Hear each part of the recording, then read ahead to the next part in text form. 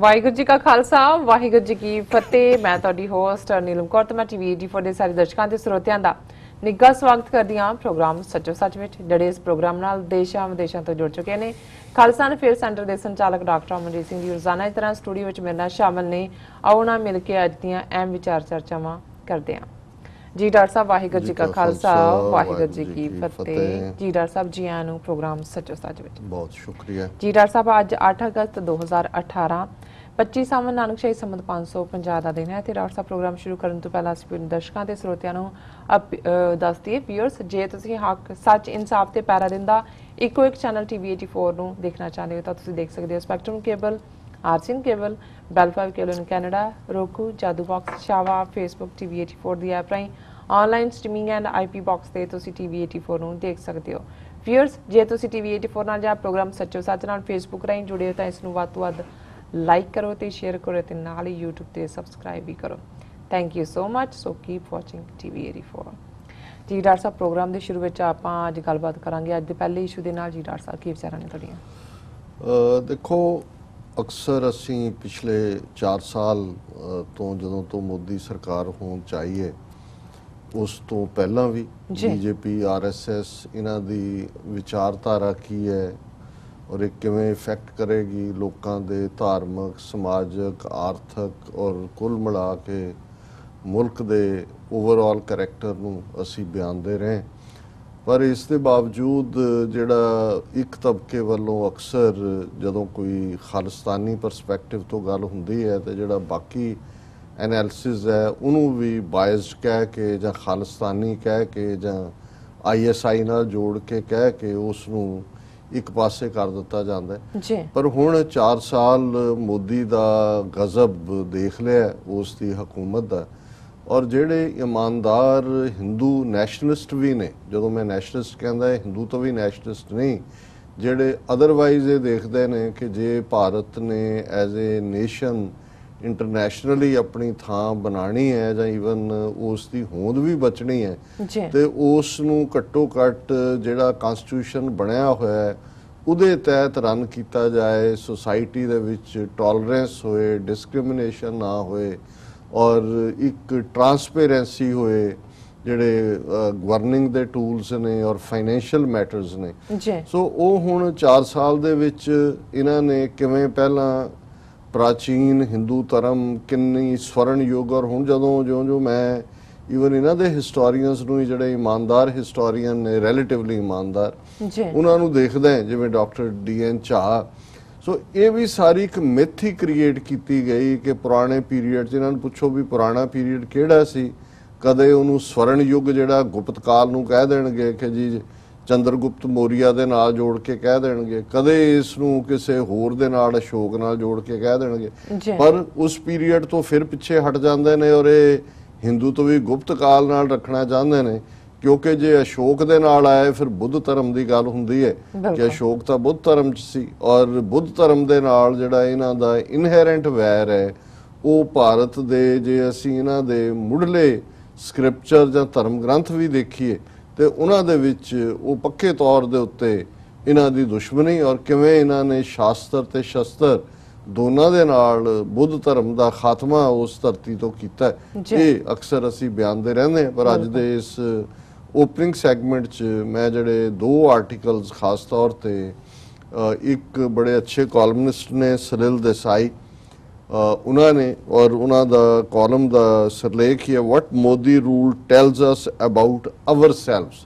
ਉਹਨੇ ਸਰਕਾਰ ਦੇ ਉੱਤੇ ਤਾਂ ਤਨਕੀਦ ਵਿਅੰਗ ਦੇ ਤਰੀਕੇ ਨਾਲ ਕੀਤੀ, ਪਰ ਉਹਨੇ ਕਿਹਾ ਵੀ ਅਸੀਂ 1 ਬਿਲੀਅਨ 300 ਮਿਲੀਅਨ ਲੋਕ ਜਿਹੜੇ ਆਪਣੇ ਆਪ ਨੂੰ ਪਤਾ ਨਹੀਂ ਕੀ ਕਹਿੰਦੇ ਆ ਤੇ ਕੀ ਸਮਝਦੇ ਆ, ਪਰ ਇਸ 4 ਸਾਲ ਦੇ ਪੀਰੀਅਡ 'ਚ ਜਿਵੇਂ ਸਾਡੇ ਲੋਕਾਂ ਨੇ ਵਿਹਾਰ ਕੀਤਾ ਹੈ, ਬਿਹੇਵ ਕੀਤਾ ਹੈ, ਜਾਂ ਇਸ ਸਾਰੇ ਦੇ ਨਾਲ ਉਹਨਾਂ ਨੇ ਜੋ ਚੱਲ ਰਿਹਾ ਆਲੇ ਦੁਆਲੇ ਉਹਦੇ ਨਾਲ ਲਾ ਤਲਕੀ ਦਾ ਇਜ਼ਹਾਰ ਕੀਤਾ ਹੈ, ਇਸ ਤੋਂ ਲੱਗਦਾ ਹੈ ਵੀ ਅਸੀਂ ਕੁਛ ਵੀ ਨਹੀਂ ਹੈ ਔਰ ਅਸੀਂ ਜਿਹੜਾ ਹੈ ਉਹ ਧਾਰਮਿਕ ਮਾਮਲਿਆਂ 'ਚ ਵੀ ਅੰਨੇ ਹੈ, ਅਸੀਂ ਝੂਠ ਤੇ ਯਕੀਨ ਰੱਖਦੇ ਹਾਂ, ਅਸੀਂ ਜਿਹੜੀ ਗਲਤ ਗੱਲ ਹੈ ਉਹਨੂੰ ਚੈਲੰਜ ਕਰਨ ਦੀ ਹਿੰਮਤ ਨਹੀਂ ਰੱਖਦੇ ਔਰ ਇੱਕ ਅਸੀਂ ਫੇਕ ਬਣਾਇਆ ਹੋਇਆ ਕਿ ਜੀ ਅਸੀਂ ਵਰਲਡ ਪਾਵਰ ਬਣਨਾ ਸੀ। ਉਹਨੇ ਕਿਹਾ ਜੀ ਉਹਦੇ ਨੇੜੇ ਤੇੜੇ ਵੀ ਨਹੀਂ ਹੈ ਕਿਉਂਕਿ ਅਸੀਂ ਈਵਨ ਇੱਕ ਵਾਈਬ੍ਰੈਂਟ ਡੈਮੋਕ੍ਰੇਸੀ ਵੀ ਰਨ ਕਰਨ ਦੇ ਕਾਬਲ ਨਹੀਂ। ਸੋ ਇੱਕ ਤਾਂ ਬਿਗਨਿੰਗ ਆਰਟੀਕਲ ਮੈਂ ਇਹਨੂੰ ਡਿਸਕਸ ਕਰਾਂਗਾ।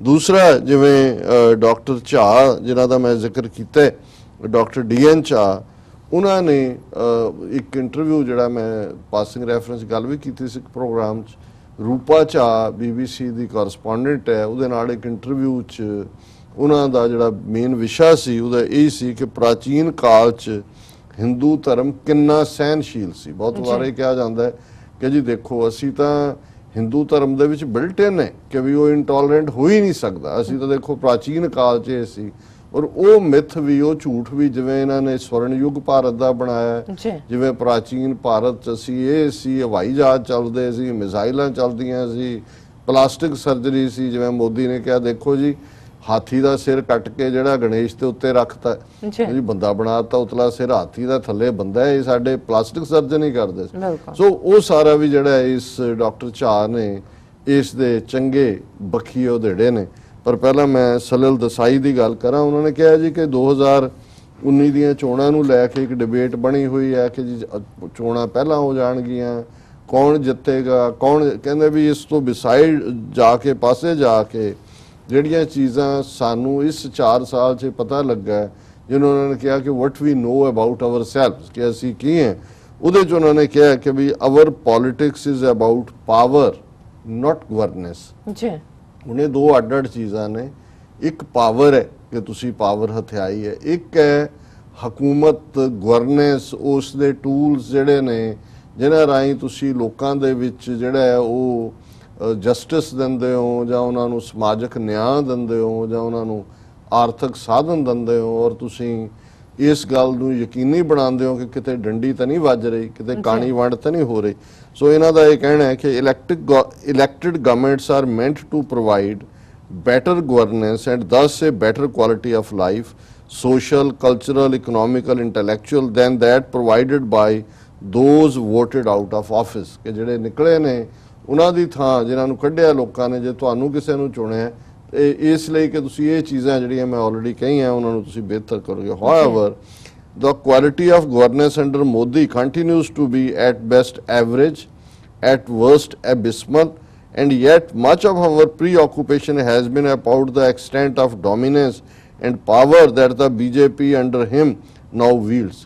ਕਹਿੰਦੇ ਵੀ ਉਹਦੀ ਗਵਰਨੈਂਸ ਤੇ ਤਾਂ ਡਿਬੇਟ ਹੀ ਨਹੀਂ ਹੋ ਰਹੀ, ਇਹੀ ਹੋ ਰਹੀ ਹੈ ਦੇਖੋ ਬੀਜੇਪੀ ਕੋਲ ਕਿੰਨੀ ਪਾਵਰ ਆ ਗਈ, ਕਿਵੇਂ ਬੀਜੇਪੀ ਉਸ ਤਾਕਤ ਦਾ ਇਸਤੇਮਾਲ ਕਰ ਰਹੀ ਹੈ।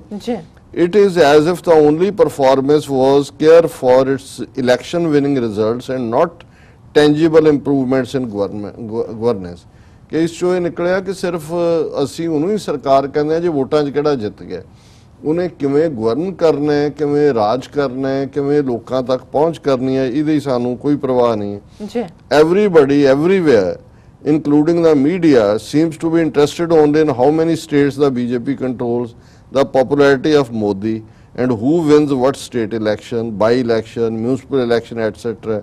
As if power is an end in itself and not whether the power is actually being used to improve governance substantially. Little wonder then what the PM is in a non-stop electioneering mode, constantly talking rather than delivering। ਉਹਨੇ ਕਿਹਾ ਜੀ ਹਰ ਇੱਕ ਨੂੰ ਇਹੀ ਹੈ, ਇਹ ਚੋਣ ਕੌਣ ਜਿੱਤ ਗਿਆ, ਬਾਈ ਇਲੈਕਸ਼ਨਾਂ ਕੌਣ ਲੈ ਗਿਆ, ਕਿਹਦੀ ਸਟੇਟ 'ਚ ਬੀਜੇਪੀ ਕੋਲ ਕਿੰਨੀਆਂ ਸਟੇਟਾਂ ਨੇ। ਉਹਨੇ ਕਿਹਾ ਜੀ ਮੋਦੀ ਜਿਹੜਾ ਉਹ ਪਿਛਲੇ 4 ਸਾਲ ਤੋਂ ਇਲੈਕਸ਼ਨ ਮੋਡ 'ਚ ਹੀ ਹੈ, ਚੋਣ ਰੈਲੀਆਂ ਹੀ ਐਡਰੈਸ ਕਰਦੇ, ਹੋਰ ਕੋਈ ਗਵਰਨੈਂਸ ਨਾਲ ਜੁੜੀ ਗੱਲ ਨਹੀਂ। ਉਹਨਾਂ ਨੇ ਕਿਹਾ ਵੀ ਇਸ ਤੋਂ ਸਾਡੀ ਔਕਾਤ ਪਤਾ ਲੱਗ ਗਈ ਕਿ our politics is about power not governance. ਫਿਰ ਦੂਜਾ ਉਹਨਾਂ ਨੇ ਕਿਹਾ we are comfortable with bigotry. Bigot ਹੁੰਦਾ ਹੈ ਕਿ ਜਿਹਦੇ 'ਚ ਤੁਸੀਂ ਕਿਸੇ ਨੂੰ ਨਫ਼ਰਤ ਕਰਦੇ ਹੋ ਧਰਮ ਦੇ ਨਾਂ ਤੇ, ਨਸਲ ਦੇ ਨਾਂ ਤੇ, ਰੰਗ ਦੇ ਨਾਂ ਤੇ, ਜ਼ਬਾਨ ਦੇ ਨਾਂ ਤੇ। ਕਹਿੰਦੇ ਨੇ if there is one myth that has been completely busted since 2014, it is that all Indians, read Hindus, are peace-loving, tolerant, secular, non-violent by nature। ਉਹਨੇ ਕਿਹਾ ਜੀ ਇੱਕ ਜਿਹੜਾ ਮਿਥ ਝੂਠ ਜਿਹੜਾ ਇੱਕ ਬਣਿਆ ਹੋਇਆ ਸੀ ਉਹ 2014 ਤੋਂ ਹੁਣ ਤੱਕ ਟੁੱਟ ਗਿਆ। ਉਹ ਇਹ ਕਿ ਜਿਹੜੇ ਹਿੰਦੂ ਨੇ ਉਹ ਬੜੇ ਸ਼ਾਂਤੀ ਪਸੰਦ ਨੇ, ਬੜੇ ਸਹਿਨਸ਼ੀਲ ਨੇ, ਬੜੇ ਸੈਕੂਲਰ ਨੇ, ਬਿਲਕੁਲ ਅਹਿੰਸਕ ਨੇ, ਸੁਭਾਅ ਕਰਕੇ ਹਿੰਸਕ ਨੇ। In fact, given the startling popularity of the BJP under Modi and the appalling day-to-day bigotry on display on social media, it seems clear that we as a people are quite comfortable with blatantly regressive communal attitudes and even relish violence in the name of religion, caste, class, identity, etc.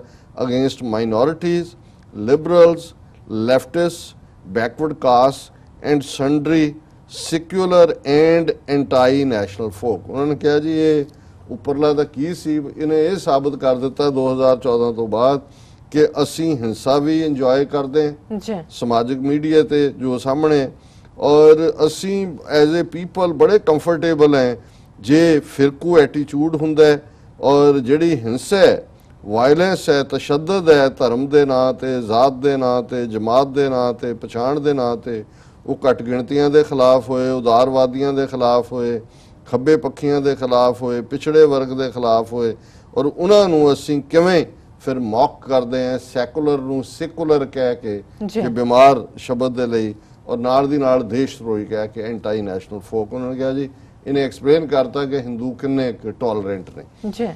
Indian media has feet of clay, ਕਿ ਆ ਜਿਹੜਾ ਭਾਰਤੀ media ਬੜਾ ਜਿਹਨੂੰ ਸੀ ਜੀ vibrant media, ਧਮਾਕੜ media ਤੇ ਫਲਾਣਾ media, ਉਹਨੇ ਕਿਹਾ ਇਹਦੇ ਤਾਂ ਮਿੱਟੀ ਦੇ ਪੈਰ ਨੇ, ਮਤਲਬ ਇਹ ਤਾਂ ਖਲੋਤਾ ਹੀ ਨਹੀਂ, ਮਿੱਟੀ ਦੇ ਪੈਰਾਂ ਤੇ ਕੋਈ ਖਲੋਂਦਾ ਨਹੀਂ ਹੈ।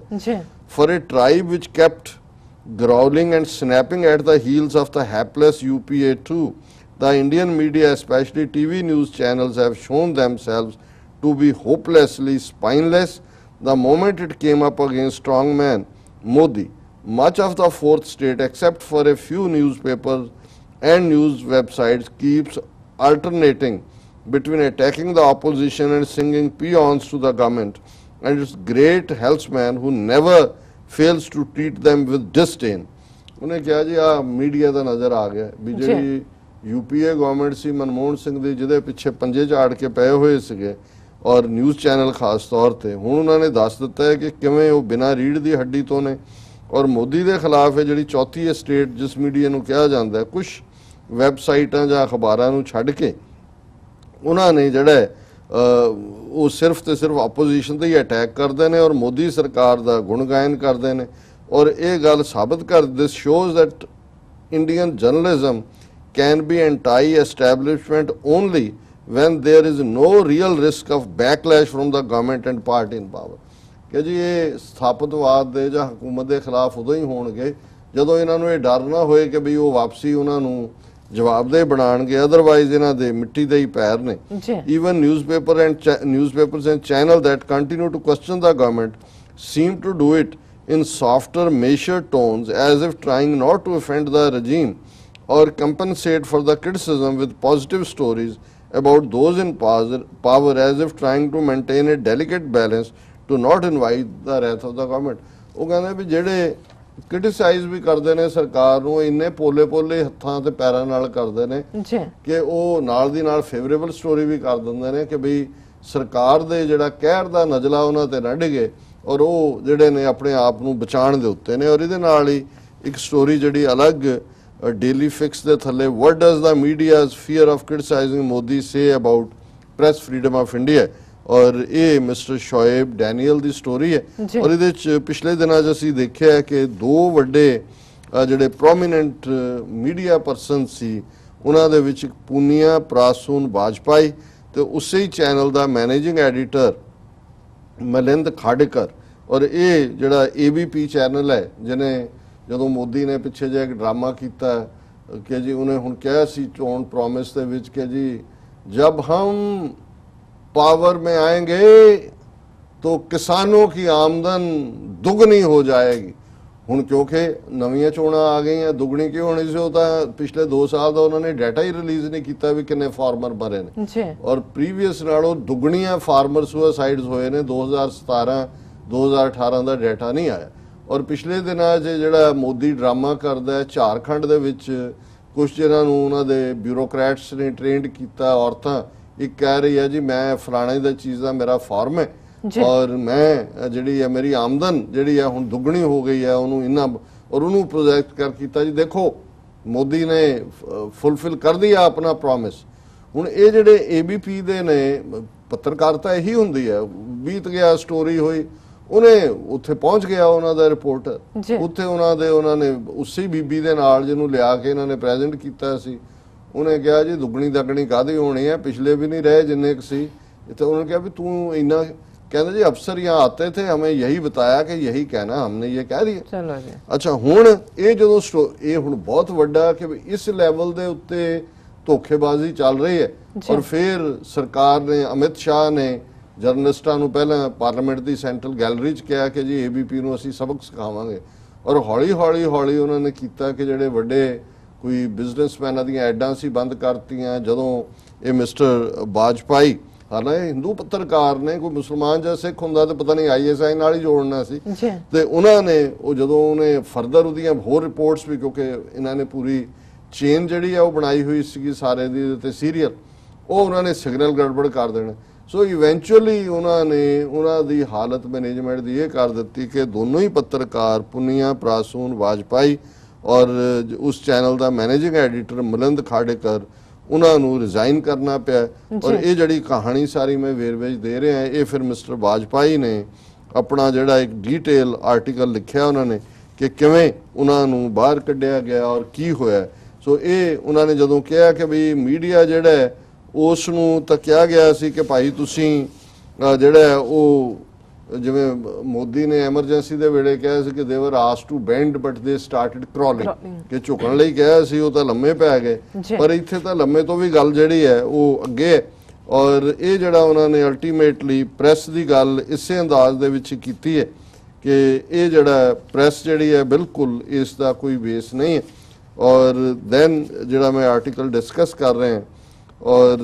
ये जिहड़ा उन्होंने फाइनली हाँ फॉरेन पॉलिसी के लिहाज नाल भी हाँ we are comfortable with bigotry Indian media and feet of clay institutional checks and balances weak against authoritarian tendencies कि कोई इस वेले not only independent constitutional authority has shown any real resolve to stand up to the ruling regime forthright with Modi at the helm, whether it is the president, Reserve Bank of India, CEC, CAG, CIC, Lok Sabha Speaker, Supreme Court, all of them have fought shy of confrontation or avoid taking a timely stand and in most cases have let the government have its way. ये सारियां supreme court भी add किया सी पहले दिन तो ही कहते रहे भी जुडिशरी सारी इन्होंने अपने जजां नाल भर दी कैग जिहड़ा कि उन्हां दी अकाउंटेबिलिटी रखदा है financial reserve bank of India जिहदे थल्ले सारी इकोनॉमी नोटां दे उत्ते भी रिजर्व बैंक ऑफ इंडिया दे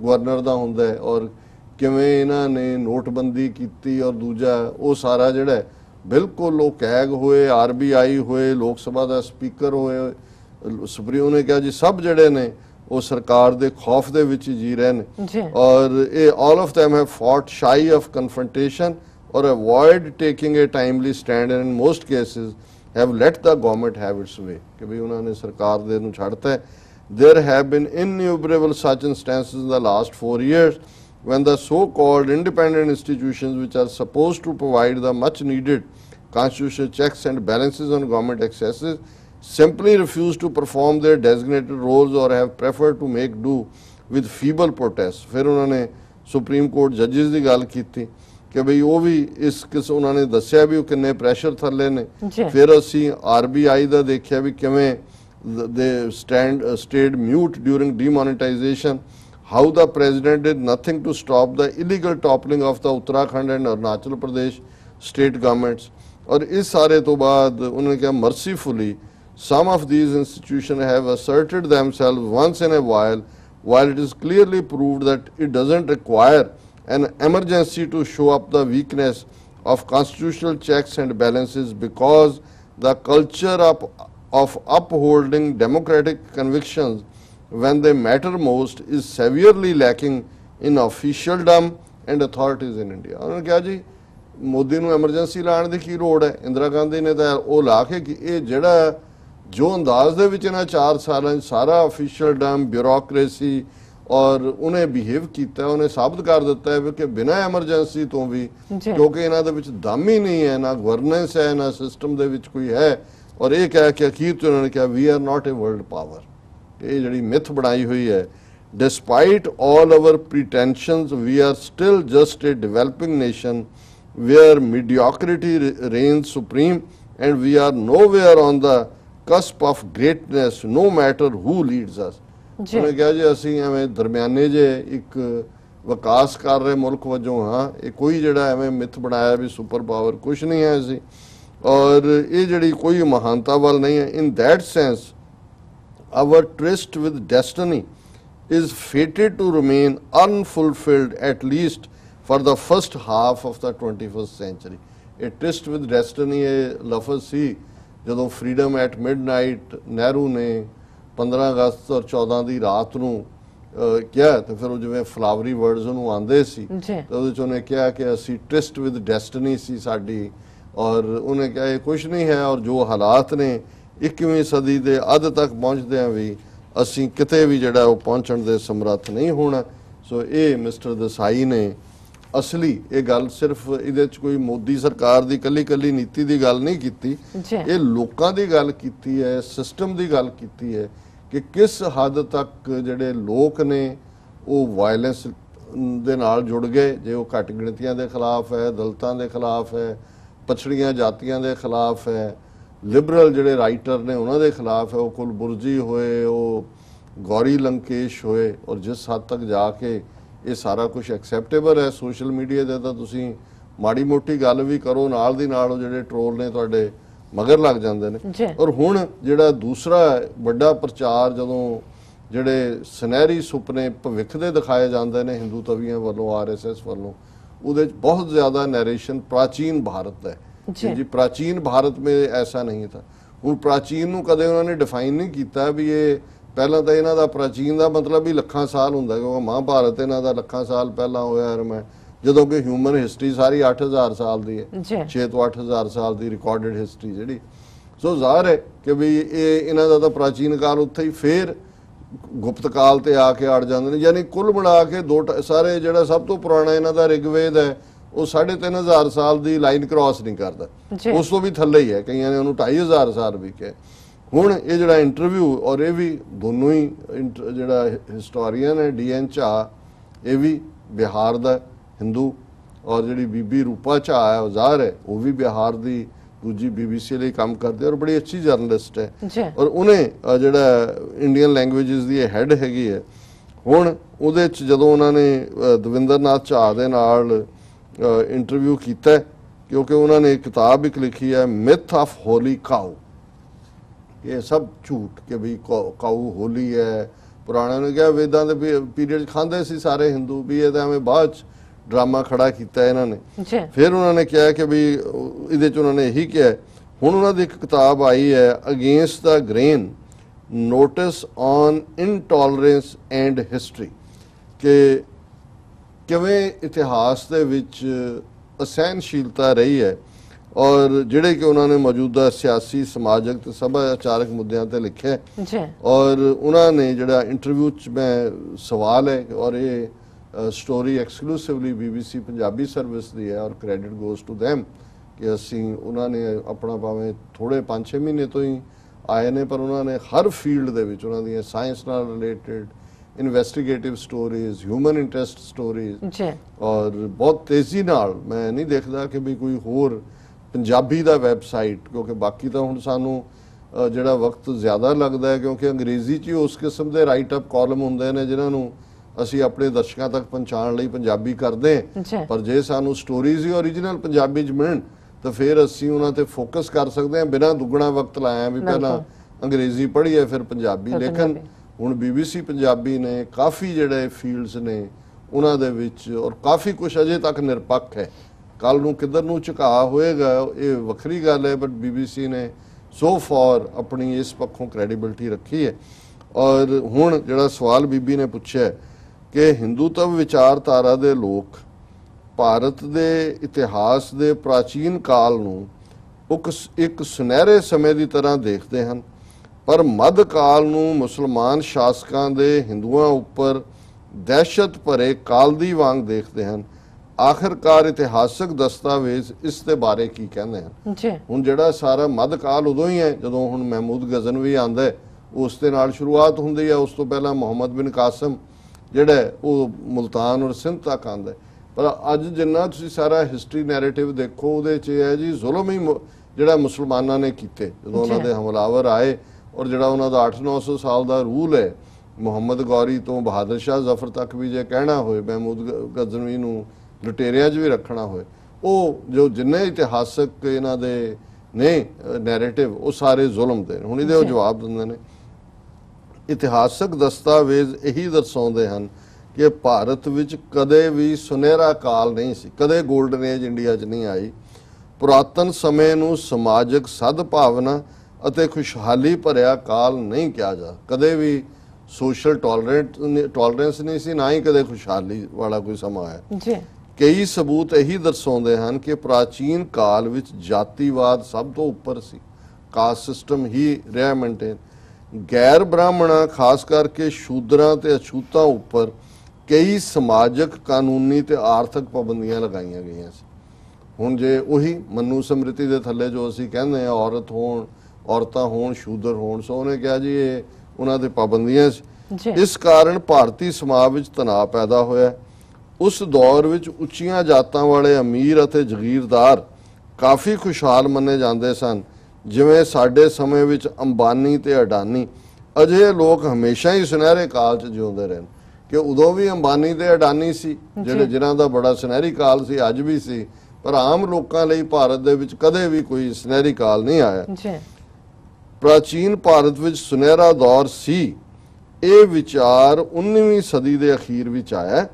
20ਵੀਂ ਸਦੀ ਦੀ ਸ਼ੁਰੂਆਤ ਵਿੱਚ ਇਤਿਹਾਸਕਾਰ ਇਹ ਕਹਿਣ ਲੱਗੇ ਕਿ ਗੁਪਤ ਸ਼ਾਸਕਾਂ ਦਾ ਸਮਾਂ ਸੁਨਹਿਰੀ ਕਾਲ ਸੀ ਤੇ ਉਹਨਾਂ ਨੇ ਰਾਸ਼ਟਰਵਾਦ ਨੂੰ, ਔਰ ਇਹ ਸਾਰਾ ਹੀ ਭਾਰਤ ਦਾ ਕਨਸੈਪਟ ਐਜ਼ ਏ ਜਿਓਗ੍ਰਾਫੀਕਲ ਐਂਟੀਟੀ, ਫਿਰ ਉਹਨੂੰ ਸਪਿਰਿਚੁਅਲਿਟੀ ਨਾਲ ਜੋੜਨਾ, ਆਨੰਦ ਮੱਠ ਦੇ ਨਾਲ ਕਿ ਜੀ ਇਹ ਭਾਰਤ ਮਾਤਾ ਦੁਰਗਾ ਮਾਤਾ ਬਣਾ ਦਿੱਤੀ, ਫਿਰ ਕਾਲੀ ਮਾਤਾ ਬਣਾ ਦਿੱਤੀ, ਫਿਰ ਇੱਕ ਰਾਸ਼ਟਰ ਗਾਇਨ ਹੋ ਗਿਆ ਔਰ ਵੰਦੇ ਮਾਤਰਮ।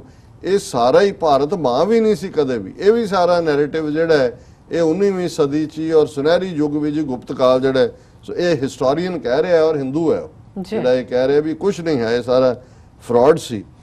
ਗੁਪਤ ਸ਼ਾਸਕਾਂ, ਫਿਰ ਉਹਨਾਂ ਨੇ ਕਿਹਾ ਕਿ ਵੀ ਗੁਪਤ ਸ਼ਾਸਕਾਂ ਦੇ ਦੌਰ ਨੂੰ ਸੁਨਹਿਰਾ ਕਾਲ ਕਿਹਾ ਜਾਂਦਾ ਹੈ, ਪਰ ਡੀ ਕੋਸੰਬੀ ਦੇ ਸ਼ਬਦਾਂ ਵਿੱਚ ਕਹੀਏ ਤਾਂ ਗੁਪਤ ਕਾਲ ਵਿੱਚ ਰਾਸ਼ਟਰਵਾਦ ਨੂੰ ਮੁੜ ਜੀਵਤ ਨਹੀਂ ਕੀਤਾ ਗਿਆ, ਸਗੋਂ ਰਾਸ਼ਟਰਵਾਦ ਨੇ ਗੁਪਤ ਸ਼ਾਸਨ ਨੂੰ ਮੁੜ ਕੇ ਤਾਕਤ ਦਿੱਤੀ। ਇਹ ਨਹੀਂ ਹੈ ਵੀ ਉਹਦੇ 'ਚ ਸੁਨਹਿਰੀ ਕਾਲ ਆਇਆ, ਰਾਦਰ ਬੁੱਧ ਧਰਮ ਦਾ ਖਾਤਮਾ ਕਰਨ ਤੋਂ ਬਾਅਦ ਉਸ ਕਿਸਮ ਦੀ ਲਾਈਨ ਦੇ ਕੇ ਉਹਨਾਂ ਨੂੰ ਐਸਟੈਬਲਿਸ਼ ਕੀਤਾ ਗਿਆ।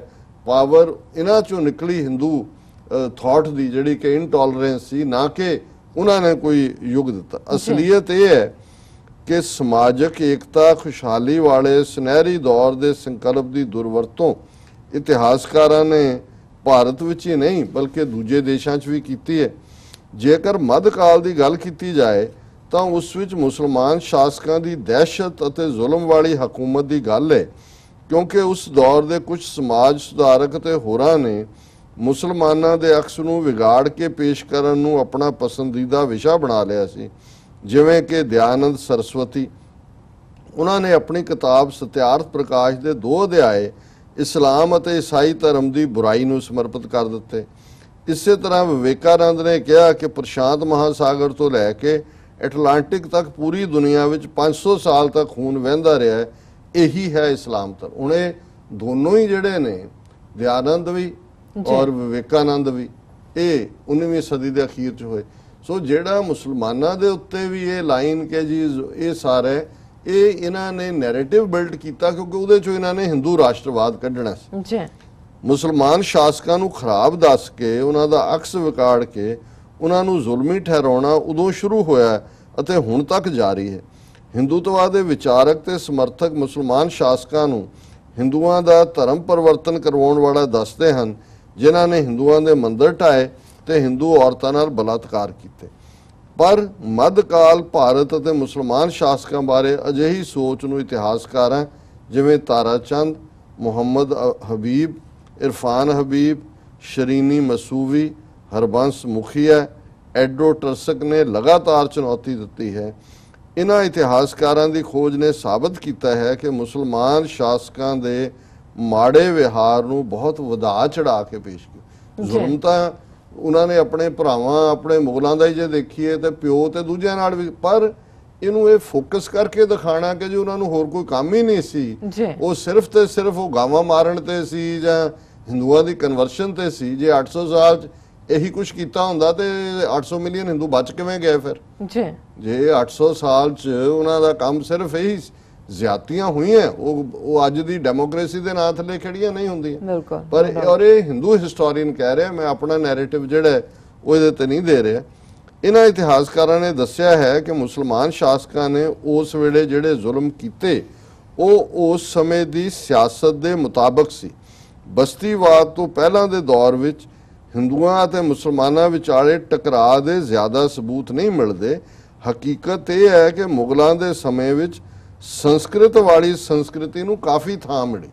ਉਹ ਰਾਜਪੂਤਾਂ ਦੇ ਢੋਲੇ ਮੁਸਲਮਾਨਾਂ ਦੇ ਮਹਿਲਾਂ 'ਚ ਨੇ, ਪੰਡਤ ਉਹਨਾਂ ਦੇ ਦਰਬਾਰਾਂ 'ਚ ਬੈਠ ਕੇ ਜਿਹੜੇ ਨੇ, ਨਜੂਮੀਆਂ ਵੀ ਬੈਠੇ ਨੇ, ਜੋਤਸ਼ੀ ਵੀ ਬੈਠੇ ਨੇ, ਸੰਸਕ੍ਰਿਤ ਦੇ ਵੀ ਰੈਕਗਨੀਸ਼ਨ ਹੈ।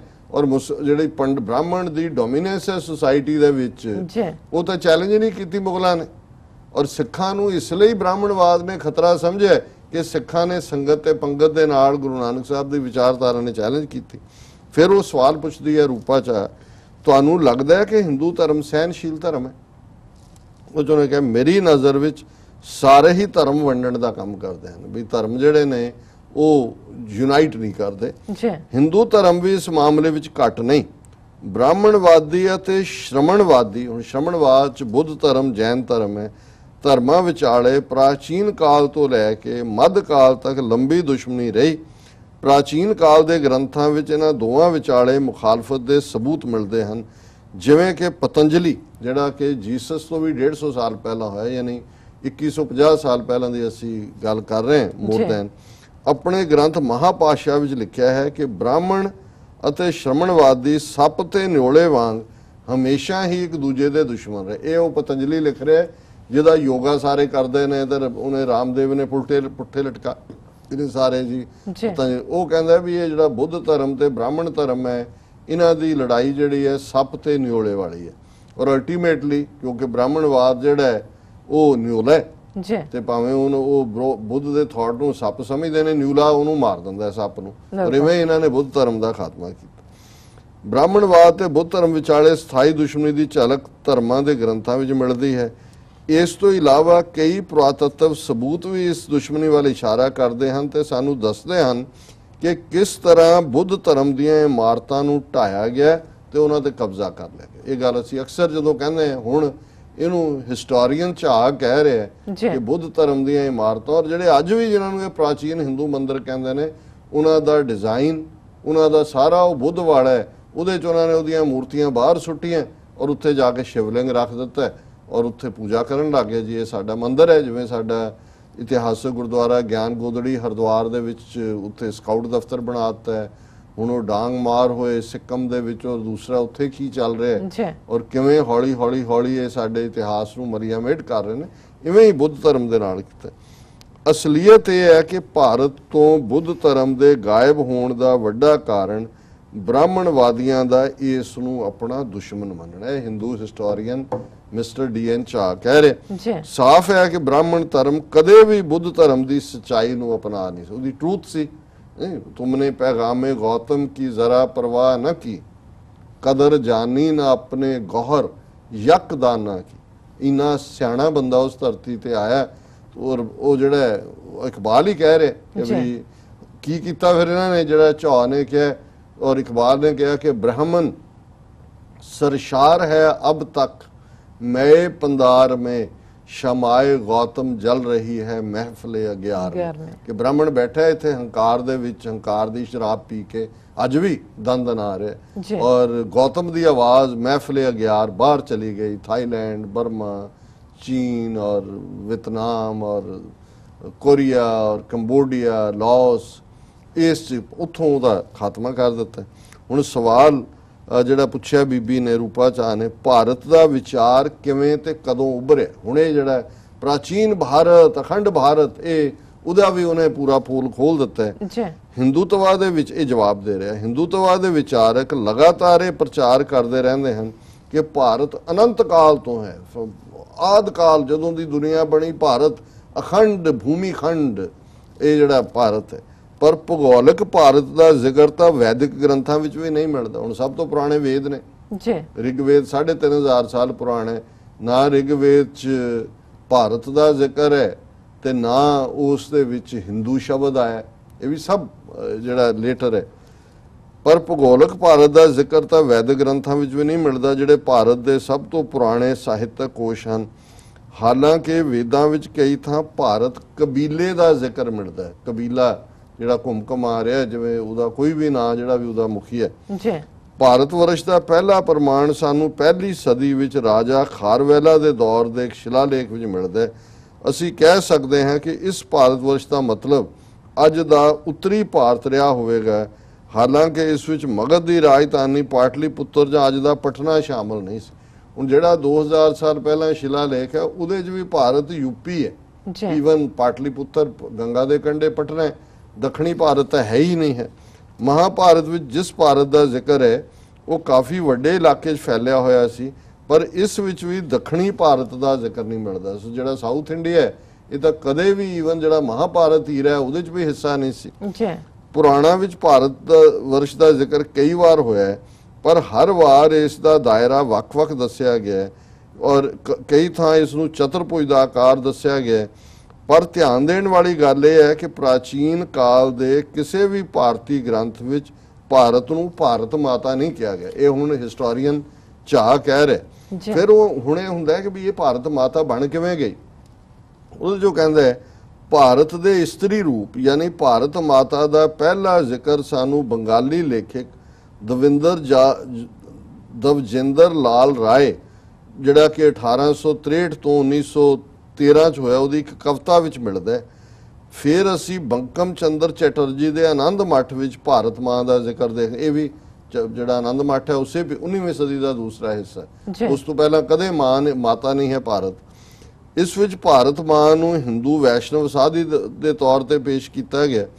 ਭਾਰਤ ਮਾਂ ਦਾ ਪਹਿਲਾ ਨਕਸ਼ਾ ਸਾਨੂੰ 1936 ਵਿੱਚ ਵਾਰਾਣਸੀ 'ਚ ਬਣੇ ਭਾਰਤ ਮਾਤਾ ਮੰਦਿਰ ਵਿੱਚ ਦੇਖਣ ਨੂੰ ਮਿਲਿਆ। 1936 ਦੇ ਵਿੱਚ, ਔਰ ਇਹ ਉਹ ਪੀਰੀਅਡ ਹੈ ਜਦੋਂ RSS ਦਾ ਜਨਮ ਹੋ ਚੁੱਕਾ ਹੈ, ਜਦੋਂ ਸਾਵਰਕਰ ਕਹਿ ਚੁੱਕਾ ਕਿ ਇੱਥੇ ਦੋ ਨੇਸ਼ਨ ਨੇ, ਇੱਕ ਹਿੰਦੂ ਇੱਕ ਮੁਸਲਮਾਨ।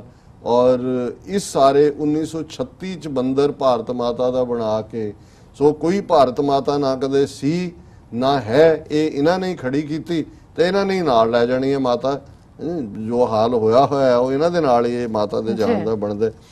ਫਿਰ ਉਹਨਾਂ ਨੇ ਪੁੱਛਿਆ, ਉਹਨੇ ਰੂਪਾ ਝਾਅ ਨੇ, ਕਿ ਤੁਸੀਂ ਆਪਣੀ ਨਵੀਂ ਕਿਤਾਬ ਅਗੇਂਸਟ ਦੀ ਗ੍ਰੇਨ ਵਿੱਚ ਜ਼ਿਕਰ ਕੀਤਾ ਕਿ ਬ੍ਰਾਹਮਣਵਾਦੀਆਂ ਨੇ ਕਦੇ ਵੀ ਬੁੱਧ ਧਰਮ ਨੂੰ ਨਹੀਂ ਅਪਣਾਇਆ, ਇਸ ਦਾ ਕੀ ਮਤਲਬ ਹੈ? ਹਾਲ ਹੀ ਵਿੱਚ ਜਿਸ ਤਰ੍ਹਾਂ ਦਲਿਤਾਂ ਨੂੰ ਆਪਣੀ ਪਛਾਣ ਮਨਵਾਉਣ ਨੂੰ ਲੈ ਕੇ ਵਿਰੋਧ ਦਾ ਸਾਹਮਣਾ ਕਰਨਾ ਪੈ ਰਿਹਾ, ਉਸ ਨੂੰ ਤੁਸੀਂ ਕਿਸ ਤਰ੍ਹਾਂ ਦੇਖਦੇ ਹੋ? ਇਹਦਾ ਉਹ ਜਵਾਬ ਦਿੰਦਾ ਹੈ, ਹਿੰਦੂਤਵਵਾਦੀ ਅਸਹਿਣਸ਼ੀਲਤਾ ਬਾਰੇ ਮੈਂ ਪਹਿਲਾਂ ਵੀ ਗੱਲ ਕੀਤੀ ਹੈ। ਉਸ ਦੀ ਰੌਸ਼ਨੀ ਵਿੱਚ ਇਹ ਬਿਲਕੁਲ ਸਾਫ਼ ਹੈ ਕਿ ਬ੍ਰਾਹਮਣ ਹਮੇਸ਼ਾ ਹੀ ਬੁੱਧ ਧਰਮ ਦੇ ਸਮਰਥਕਾਂ ਦੇ ਸਖਤ ਵਿਰੋਧੀ ਰਹੇ ਹਨ। ਮੌਜੂਦਾ ਸਮੇਂ ਵਿੱਚ ਦਲਿਤਾਂ, ਖਾਸ ਤੌਰ ਤੇ ਬੁੱਧ ਧਰਮ ਦੇ ਸਮਰਥਕ ਦਲਿਤਾਂ ਦੇ ਨਾਲ ਜਿਹੜੀ ਦੁਸ਼ਮਣੀ ਨਿਭਾ ਰਹੇ ਹਨ, ਉਹਨਾਂ ਦੀਆਂ ਜੜ੍ਹਾਂ ਹਿੰਦੂ ਧਰਮ ਦੇ ਜ਼ਾਤੀ ਪ੍ਰਬੰਧ ਵਿੱਚ ਹਨ। ਵੀ ਅੱਜ ਵੀ ਹੁਣ ਬਹੁਤਿਆਂ ਨੂੰ ਲੱਗਦਾ ਹੈ ਕਿ ਵੀ ਦਲਿਤਾਂ ਨੂੰ ਤਾਂ ਇਹ ਕਿਉਂ ਮੁਸਲਮਾਨਾਂ ਈਸਾਈਆਂ ਵਾਂਗ ਹੀ ਜਿਹੜਾ ਹਿੰਸਾ ਦਾ ਸ਼ਿਕਾਰ ਬਣਾ ਰਹੇ, ਔਰ ਇਹ ਹਿਸਟੋਰੀਅਨ ਝਾਅ ਕਹਿੰਦਾ ਵੀ ਇਹਦੀਆਂ ਜੜ੍ਹਾਂ ਉਹਦੇ 'ਚ ਹੀ ਨੇ, ਕਿਉਂਕਿ ਅਲਟੀਮੇਟਲੀ ਜਿਹੜਾ ਬੁੱਧ ਧਰਮ ਦਾ ਥਾਟ ਸੀ ਉਹ ਉਹਨਾਂ ਦੇ ਵਿੱਚ ਅੱਜ ਵੀ, ਜੇ ਬੁੱਧ ਧਰਮ ਨੂੰ ਮੰਨਣ ਵਾਲੇ ਨੇ ਉੱਥੇ ਥੋੜੇ ਬਹੁਤ, ਤੇ ਉਹ ਦਲਿਤ ਭਾਈਚਾਰੇ 'ਚ ਹੀ ਨੇ। ਉਹਨਾਂ ਨੇ ਕਿਹਾ ਜੀ ਇਹ ਜਿਹੜੀ ਹੈ ਪੁਰਾਣੀ ਦੁਸ਼ਮਣੀ ਇਹਨਾਂ ਦੀ ਪੁਕਾਰ ਰਹੇ ਨੇ। ਵਰਗਾਂ ਵਿੱਚ ਵੰਡੇ ਹਿੰਦੂ ਧਰਮ 'ਚ ਦਲਿਤ ਸਭ ਤੋਂ ਹੇਠਲੇ ਪੱਧਰ ਤੇ ਹਨ। ਇਸ ਦਾ ਇੱਕ ਕਾਰਨ ਇਹ ਵੀ ਹੈ ਕਿ ਉਹ ਗਾਂ ਦਾ ਮਾਸ ਖਾਂਦੇ ਹਨ, ਜੋ ਉੱਚੇ ਦਰਜੇ ਦੇ ਹਿੰਦੂਆਂ ਦੀਆਂ ਮਾਨਤਾਵਾਂ ਦੇ ਖਿਲਾਫ ਹੈ। ਇਹੀ ਕਾਰਨ ਹੈ ਕਿ ਅੱਜ ਬੀਫ ਖਾਣ ਵਾਲਿਆਂ ਜਾਂ ਜਾਨਵਰਾਂ ਦਾ ਕਾਰੋਬਾਰ ਕਰਨ ਵਾਲਿਆਂ ਨਾਲ ਮੌਬ ਲਿੰਚਿੰਗ ਦੀਆਂ ਜਿੰਨੀਆਂ ਵੀ ਘਟਨਾਵਾਂ ਹੋ ਰਹੀਆਂ ਹਨ, ਉਹਨਾਂ ਵਿੱਚ ਅਕਸਰ ਸਰਗਰਮ ਹਿੰਦੂਤਵਵਾਦੀ ਤਾਕਤਾਂ ਦਾ ਹੱਥ ਦੇਖਿਆ ਜਾਂਦਾ। ਸੋ ਕਨਸੈਪਟ ਕਲੀਅਰ ਹੋ ਗਿਆ, ਕਿਉਂਕਿ ਅਸੀਂ ਤਾਂ ਡਿਸਕਸ ਕਰਦੇ ਹੀ ਰਹਿੰਦੇ ਹਾਂ। ਮੈਂ ਇਸ ਨੂੰ ਇਸ ਲਈ ਵੇਰਵੇ ਨਾਲ ਡਿਸਕਸ ਕਰ ਰਹੇ ਹਾਂ ਕਿ ਇਹ ਜਿਹੜੀ ਅਸੀਂ ਗੱਲ ਕਹਿੰਦੇ ਹਾਂ ਇਹ ਸਿਰਫ ਕੋਈ ਪੋਲੀਟੀਕਲ ਵੇਵ ਬਣਾਉਣ ਲਈ ਨਹੀਂ ਹੈ, ਇਹ ਹਿਸਟੋਰੀਕਲੀ ਟਰੂ ਹੈ ਕਿ ਬੁੱਧ ਧਰਮ ਤੇ ਬ੍ਰਾਹਮਣਵਾਦ ਦਾ ਕੀ ਸੰਬੰਧ ਹੈ। ਔਰ ਅੱਜ ਜਿਹੜਾ ਦਲਿਤਾਂ ਨੂੰ, ਜਿਹਨਾਂ ਦਾ ਇੱਕ ਤਬਕਾ ਬੁੱਧ ਧਰਮ ਵੱਲ ਝੁਕਾਅ ਰੱਖਦਾ ਹੈ, ਇਹ ਉਹੀ ਬ੍ਰਾਹਮਣਵਾਦ ਦੀ ਦੁਸ਼ਮਣੀ ਜਿਹਨੂੰ ਪਤੰਜਲੀ ਨੇ ਕਿਹਾ ਕਿ ਨਿਉਲੇ ਤੇ ਸੱਪ ਦੀ ਦੁਸ਼ਮਣੀ ਹੈ, ਜੀ। ਉਹੀ ਪੁਗਾ ਰਹੇ ਨੇ। ਫਿਰ ਉਹਨਾਂ ਨੇ ਸਵਾਲ ਕੀਤਾ, ਤੁਸੀਂ ਅਜੋਕੇ ਸਮੇਂ ਵਿੱਚ ਹਿੰਦੂ ਪਛਾਣ ਨੂੰ ਕਿਸ ਤਰ੍ਹਾਂ ਦੇਖਦੇ ਹੋ, ਕਿ ਇਹ ਸੁਧਾਰ ਕੀਤੀ ਹੋਈ ਛਵੀ ਹੈ? ਉਹਦਾ ਜਵਾਬ ਦਿੰਦੇ ਨੇ, ਪ੍ਰਚਲਿਤ ਹਿੰਦੂ ਧਰਮ ਕਈ ਧਾਰਮਿਕ ਸੰਪਰਦਾਵਾਂ, ਮਾਨਤਾਵਾਂ ਤੇ ਪ੍ਰਥਾਵਾਂ ਦਾ ਇੱਕ ਸੰਗ੍ਰਹਿ ਹੈ, ਪਰ ਹਿੰਦੂਤਵਾਦ ਦੀ ਵਿਚਾਰਧਾਰਾ ਹਿੰਦੂ ਧਰਮ ਨੂੰ ਸਮਰੂਪ ਕਰਨ ਦੀ ਅਤੇ ਇਸ ਧਰਮ ਨੂੰ ਅਖੰਡ ਧਰਮ ਵਜੋਂ ਪੇਸ਼ ਕਰਨ ਦੀ ਕੀਤੀ ਜਾ ਰਹੀ। ਉਹਨੇ ਕਿਹਾ ਜੀ ਹਿੰਦੂ ਤਾਂ ਮਲਟੀਪਲ ਹੈ, ਪਰ ਇਹ ਜਿਹੜੀ ਹਿੰਦੂਤਵੀ ਵਿਚਾਰਧਾਰਾ ਹੈ ਇਵੇਂ ਪ੍ਰੈਜ਼ੈਂਟ ਕਰਨਾ ਚਾਹੁੰਦੇ ਨੇ ਜਿਵੇਂ ਇਹ ਇੱਕ ਰੂਪ 'ਚ ਹੈ। ਵਿਭਿੰਨਤਾਵਾਂ ਦੇ ਇਨਕਾਰ ਦੇ ਸਿੱਟੇ ਵਜੋਂ ਭਰਮਕਾਰੀ ਪਛਾਣ ਸਿਰਜੀ ਗਈ ਜੋ ਹਮਲਾਵਰ ਹੈ। ਇਸ ਦਾ ਮੁੱਖ ਬਿੰਦੂ ਗਊ ਦੀ ਪੂਜਾ, ਰਾਮ ਦੀ ਹੋਰਨਾਂ ਦੇਵਤਿਆਂ ਨਾਲੋਂ ਉੱਚਤਾ ਤੇ ਰਮਾਇਣ ਨੂੰ ਦੂਜੇ ਗ੍ਰੰਥਾਂ ਨਾਲੋਂ ਪ੍ਰਮੁਖਤਾ ਦੇ, ਇਹ ਸਭ ਨਵੇਂ ਹੀ ਇਹਨਾਂ ਨੇ ਕ੍ਰੀਏਟ ਕੀਤੇ ਨੇ। ਔਰ ਈਵਨ ਜਵਾਹਰ ਲਾਲ ਨਹਿਰੂ, ਇਹ ਮੈਂ ਕਈ ਵਾਰੀ ਦੇਖਦਾ ਵੀ ਜਿੰਨੀ ਨਹਿਰੂ ਦੇ ਨਾਲ ਇਹ ਹੇਟਰੇਡ ਆਰਐਸਐਸ ਰੱਖਦਾ, ਉਹਦਾ ਸਿਰਫ ਇੱਕ ਕਾਰਨ ਨਹੀਂ ਹੈ ਕਿ ਜੀ ਉਹ ਨਹਿਰੂ ਖਾਨਦਾਨ ਤੇ ਡਾਇਨੈਸਟੀ, ਕਿਉਂਕਿ ਨਹਿਰੂ ਨੇ ਡਿਸਕਵਰੀ ਆਫ ਇੰਡੀਆ ਜੀਵਨ ਰਮਾਇਣ ਦਾ ਜ਼ਿਕਰ ਕਰਦੇ ਆ ਵੀ ਕਿਉਰੇ ਕਰੁਣਾਨਿਧੀ ਜਿਹੜੇ ਚਲੇ ਗਏ ਦੁਨੀਆ ਤੋਂ, ਉਹ ਕੋਟ ਕਰਦੇ ਸੀ ਨਹਿਰੂ ਨੇ ਕਿਹਾ ਸੀ ਵੀ ਰਮਾਇਣ ਕੋਈ ਐਗਜ਼ਿਸਟ ਨਹੀਂ ਕੀ, ਇਹ ਤਾਂ ਜਿਹੜੀ ਦਰਾਵੜਾਂ ਦੇ ਉੱਤੇ ਆਰੀਅਨਸ ਦੀ ਫਾਈਨਲ ਵਿਕਟਰੀ ਐਸਟੈਬਲਿਸ਼ ਹੋਈ ਉਸ ਕਰੈਕਟਰ ਚੋਂ ਰਮਾਇਣ ਨਿਕਲੀ ਕਿ ਜੀ ਇਹ ਦੱਸਣ ਦੇ ਲਈ ਕਿ ਦੇਖੋ ਇਸ ਗੰਗਾ ਜਮਨਾ ਤਹਿਜ਼ੀਬ ਦਾ ਰਾਮ ਜਿਹੜਾ ਉਸ ਨੇ ਜਿਹੜੀ ਦਰਾਵੜ ਰੇਸ ਦਾ, ਕਿਉਂਕਿ ਹੁਣ ਸ੍ਰੀਲੰਕਾ ਵੀ ਉਹੀ ਮੂਲ ਹੈ ਜਿਹੜੀ ਦਰਾਵੜ ਰੇਸ ਹੈ, ਜਿਵੇਂ ਤਮਿਲਨਾਡੂ ਦੂਜੇ ਨੇ ਕਿ ਵੀ ਉੱਥੇ ਰਾਮੇਸ਼ਵਰਮ ਜਿਹੜਾ ਉਹ ਤਮਿਲਨਾਡੂ ਦੇ ਵਿੱਚ ਹੀ ਹੈ, ਕਿ ਜੀ ਜਿਵੇਂ ਇਹ ਸਿਰਫ ਉੱਤਰ ਦੀ ਦੱਖਣ ਦੇ ਉੱਤੇ ਵਿਕਟਰੀ ਨਹੀਂ ਹੈ, ਇਹ ਐਰੀਅਨ ਰੇਸ ਦੀ ਦਰਾਵੜਾਂ ਦੇ ਉੱਤੇ ਹੈ ਔਰ ਉਹਦੇ ਚੋਂ ਰਮਾਇਣ ਨਿਕਲੀ ਹੈ ਔਰ ਉਹਦਾ ਕੋਈ ਹੋਰ ਵਜੂਦ ਨਹੀਂ ਹੈ। ਇਹ ਨਹਿਰੂ ਦੀ ਕੋਟ ਹੈ। ਫਿਰ ਇਹੀ ਗੱਲ ਇਹ ਕਹਿ ਰਹੇ ਨੇ ਵੀ ਆ ਜਿਹੜਾ ਸਾਰਾ ਹੋਣਾ ਹੈ ਤੇ ਰਮਾਇਣ ਨੂੰ ਦੂਜੇ ਗ੍ਰੰਥ ਔਰ ਈਵਨ ਰਾਮ ਮੰਦਰ ਵੀ ਜਿਹੜਾ ਜਾ ਕੇ 15ਵੀਂ ਸਦੀ ਤੋਂ ਬਾਅਦ ਕਿਤੇ ਹੁਣ 18ਵੀਂ 19ਵੀਂ ਸਦੀ, ਕਦੇ ਯੂਪੀ ਬਿਹਾਰ 'ਚ ਰਾਮ ਦੇ ਮੰਦਰ ਨਹੀਂ ਸੀ। ਉਹ ਜਿਹੜਾ ਪਹਿਲੇ ਮੰਦਰ ਨੇ ਦੋ ਮੱਧ ਪ੍ਰਦੇਸ਼ ਨਜ਼ਰ ਆਏ, ਯੂਪੀ 'ਚ ਕੋਈ ਵੀ ਨਹੀਂ ਸੀ। ਸੋ ਇਹ ਜਿਹੜਾ ਈਵਨ ਰਾਮਚੰਦਰ ਵੀ as a god as a ਦੇਵਤਾ ਐਸਟੈਬਲਿਸ਼ ਕੀਤਾ ਰਮਾਇਣ ਦੀ ਮਿਥ ਦੇ ਨਾਲ, ਇਹ ਬੜਾ ਕਰੰਟ ਫਿਨੋਮੇਨ ਹੈ। ਕੁਝ ਸਮਾਂ ਪਹਿਲਾਂ ਮੈਂ ਸੁਣਿਆ ਸੀ ਕਿ ਹਿੰਦੂਤਵੀ ਸੰਗਠਨ ਆਪਣੇ ਸਮੇਂ ਅਨੁਸਾਰ ਮਨੂ ਸਮ੍ਰਿਤੀ ਨੂੰ ਮੁੜ ਲਿਖਣ ਦੀ ਕੋਸ਼ਿਸ਼ ਕਰ ਰਹੇ ਹਨ। ਇਹ ਸਭ ਅਖੰਡ ਧਰਮ ਦੀ ਗੈਰ ਅਸਤਿਤਵ ਵਾਲੀ ਬਨਾਵਟੀ ਪਛਾਣ ਜ਼ਾਹਰ ਕਰਦਾ ਹੈ, ਜਿਸ ਨੇ ਧਰਮ, ਸੱਭਿਆਚਾਰ ਤੇ ਸਿਆਸੀ ਮਾਹੌਲ ਨੂੰ ਖਰਾਬ ਕਰ ਦਿੱਤਾ ਹੈ ਅਤੇ ਸਮਕਾਲੀ ਭਾਰਤ ਨੂੰ ਹਨੇਰੇ ਯੁੱਗ ਵਿੱਚ ਤੱਕ। ਉਹਨਾਂ ਨੇ ਕਿਹਾ ਜੀ ਇਹ ਜਿਹੜਾ ਹਿੰਦੂ ਤਵੀਆਂ ਦਾ ਨੈਕਸਟ ਏਜੰਡਾ ਹੈ ਉਹਨੂੰ ਉਹ ਰੀਰਾਈਟ ਕਰ ਰਹੇ ਨੇ ਮਨੂ ਸਮ੍ਰਿਤੀ ਨੂੰ, ਔਰ ਇਹ ਸਾਰੇ ਦੇ ਥੱਲੇ ਇੱਕ ਫੇਕ ਵਿਚਾਰਧਾਰਾ ਖੜੀ ਕਰਕੇ ਡਾਰਕ ਏਜਿਸ ਦੇ ਵਿੱਚ ਭਾਰਤ ਨੂੰ ਤੱਕ ਰਹੇ ਨੇ। ਫਿਰ ਉਹਨਾਂ ਨੇ ਗਾਂ ਦਾ ਸਵਾਲ ਪੁੱਛਿਆ ਵੀ ਕਿਸ ਦੌਰ 'ਚ ਇਹ ਸੰਸਕ੍ਰਿਤਿਕ ਪਛਾਣ ਉਭਰੀ। ਉਹਨਾਂ ਨੇ ਕਿਹਾ ਵੀ ਉਂਝ ਤਾਂ ਗਊ ਹੱਤਿਆ ਖਿਲਾਫ ਜਜ਼ਬਾਤੀ ਮਾਹੌਲ ਦੀ ਜ਼ਮੀਨ ਪ੍ਰਾਚੀਨ ਕਾਲ ਤੇ ਮੱਧ ਕਾਲ ਦੇ ਦੌਰ ਵਿੱਚ ਹੀ ਤਿਆਰ ਹੋਣ ਲੱਗੀ ਸੀ, ਪਰ ਭਾਰਤ ਵਿੱਚ ਇਸਲਾਮ ਧਰਮ ਦੇ ਆਉਣ ਤੋਂ ਬਾਅਦ ਇਸ ਦੇ ਖਿਲਾਫ ਮਾਹੌਲ ਹੋਰ ਹਮਲਾਵਰ ਹੋਇਆ। ਜਿਹੜੇ ਬ੍ਰਾਹਮਣ ਵੈਦਿਕ ਕਾਲ ਵਿੱਚ ਗਊ ਦਾ ਮਾਸ ਖਾਂਦੇ ਸੀ, ਉਹਨਾਂ ਨੇ ਹੀ ਮੁਸਲਮਾਨਾਂ ਦਾ ਗਊ ਦਾ ਮਾਸ ਖਾਣ ਵਾਲਿਆਂ ਦਾ ਅਕਸ ਬਣਾ ਲਿਆ ਕਿ ਵੀ ਆਪ ਇਹ ਖਾਂਦੇ ਰਹੇ। ਜਦੋਂ ਮੁਸਲਮਾਨ ਆਏ ਉਹ ਖਾਂਦੇ ਸੀ ਤੇ ਇਹਨਾਂ ਨੇ ਉਹਨਾਂ ਨੂੰ ਇੱਕ ਟਾਰਗੇਟ ਕਰਨ ਦੇ ਲਈ ਉਹਨਾਂ ਨੂੰ ਜਿਹੜਾ ਗਊ ਵੱਧ ਲਈ ਜ਼ਿੰਮੇਵਾਰ ਠਹਿਰਾ ਦਿੱਤਾ। ਉਹਨਾਂ ਨੇ ਕਿਹਾ ਫਿਰ ਇਹ ਜਿਹੜਾ ਜਜ਼ਬਾਤੀ ਸਾਂਝ ਦਾ ਪ੍ਰਤੀਕ ਬਣਾ ਦਿੱਤਾ ਗਾਂ ਨੂੰ, ਔਰ ਜਦੋਂ ਮਰਾਠਾ ਸਲਤਨਤ ਆਈ ਇਹ ਜਿਹੜਾ ਹੋਰ ਵੀ ਮਜ਼ਬੂਤ ਕਰ ਦਿੱਤਾ ਕਿ ਵੀ ਉਹ ਜਦੋਂ ਸ਼ਿਵਾਜੀ ਬਾਰੇ ਬ੍ਰਾਹਮਣਾਂ ਨੇ ਕਰਤਾ ਜੀ ਇਹ ਤਾਂ ਭਗਵਾਨ ਦਾ ਰੂਪ ਹੈ ਤੇ ਉਹਨਾਂ ਦਾ ਜਨਮ ਹੀ ਬ੍ਰਾਹਮਣਾਂ ਤੇ ਗਊਆਂ ਦੀ ਸੇਵਾ ਲਈ ਹੋਇਆ। ਹੁਣ ਬ੍ਰਾਹਮਣ ਤੇ ਸੇਵਾ, ਗਊ ਸੇਵਾ, ਔਰ ਉਹ ਤੁਲਸੀਦਾਸ ਨੇ ਜਿਹੜਾ ਉਹ ਉਸ ਨੂੰ ਜਿਹੜਾ ਹੈ ਇਹਨਾਂ ਦਾ ਇੱਕ ਕੋਟ ਹੈ, ਜਬ ਜਬ ਹੋਏ ਧਰਮ ਕੀ ਹਾਨੀ, ਬਾੜੇ ਅਸੁਰ ਅਧਮ ਅਭਿਮਾਨੀ, ਕਰਹਿ ਅਨੀਤ ਜਾਏ ਨਹਿ ਵਰਣੀ, ਸੀਧੇ ਬਿਪਰ ਸੇਨ ਸੁਰ ਧਰਨੀ, ਤਬ ਤਬ ਪ੍ਰਭੂ ਧਰ ਵਿਵਿਧ ਸਰੀਰਾ, ਹਰੇ ਕਿਰਪਾ ਨਿਜ ਸੱਜਣ ਪੀੜ।